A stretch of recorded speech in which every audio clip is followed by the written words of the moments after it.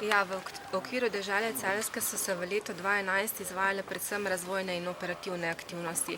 To pomeni, da smo izdelali strategijo trženja destinacije, razvili in oblikovali smo ITP-je, sicer 4: wellness, aktivno podeželje, kultura in pa poslovni turizem, in pa izdelali smo celostno podobo za Deželo Celjsko.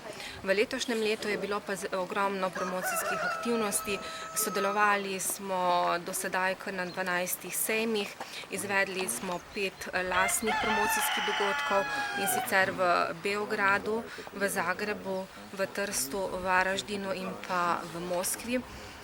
Prav tako smo izdali katalog Dežele Celjske, ki je na začetku imidž katalog, so predstavljeni ITP-ji Dežele Celjske, v zadnjem delu so pa predstavljene namestitve v naši destinaciji. Prav tako smo gostili 3 študijske ture, in sicer v mesecu aprilu študijsko turo ruskih medicincev, potem je bila v juniju študijska tura srbskih novinarjev in pa pred kratkim smo imeli študijsko turo iz Azerbajdžana, v kateri so bili pa turoperaterji.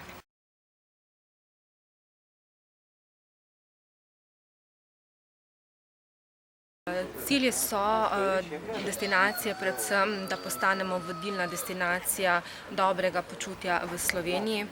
Mislim, da smo ta cilj verjetno že dosegli, glede na to, da naše območje zajema 6 term.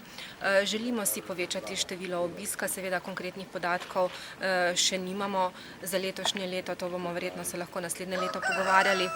Prav tako pa želimo večji obisk domačih turistov in pa predvsem želimo, da bi gostje, ki prihajajo v naše terme, raziskali tudi dodatno ponudbo, ki mislim, da jo naša destinacija v izobilju nudi, kar ste lahko sami tudi videli na imidž filmu destinacije.